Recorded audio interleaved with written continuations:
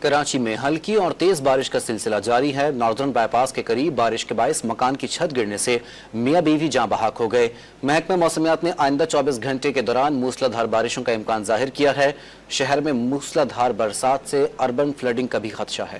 کراچی میں گزشتہ روز سے بادل برسنے کا سلسلہ وقفے وقفے سے جاری ہے۔ مضافاتی علاقوں گلشن حدید، ملیر، لانڈی، کورنگی، بحریہ ٹاؤن، گلشن معمار سے شروع ہونے والی برسات شہر بھر میں پھیل گئی۔ گرج چمک کے ساتھ موسلا دھار بارش سے کئی علاقوں میں جل تھل ایک ہو گیا۔ رات گئے بارش کے دوران ناردرن بائی پاس کے قریب افغان بستی میں گھر کی چھت گر گئی۔ ملبے تلے دب کر 73 سالہ ارض محمد اور اس کی بیوی 67 سالہ آغا گل جاں بحق اور بیٹی 24 سالہ شکریہ زخمی ہو گئی۔ لاشوں کو صبح ملبے سے نکالا گیا۔ محکمہ موسمیات نے امکان ظاہر کیا ہے کہ آئندہ 24 گھنٹوں کے دوران کراچی میں شدید بارش کا امکان ہے۔ اس دوران شہر میں 100 سے 200 ملی میٹر بارش متوقع ہے۔ آج سے لے کے 31 اگست تک وقفے وقفے سے کبھی درمیانی شدت کی اور کبھی تیز اور کبھی خاصی موسلادھار بارش متوقع ہے۔ 150 اور ہو سکتا ہے کسی جگہ پر 200 ملی میٹر تک یہ فگر پہنچ جائے۔ کراچی شہر کی میں بات کر رہا ہوں۔ کراچی میں بارش سے شہر کا حولیہ بگڑ گیا۔ گلی محلوں، سڑکوں اور شاہراہوں پر پانی جمع ہونے سے شہریوں کی مشکلات بھی بڑھ گئیں۔ دوسری جانب غیر معمولی بارشوں میں بھی صوبے بھر میں تعلیمی ادارے معمول کے مطابق کھلے رہے۔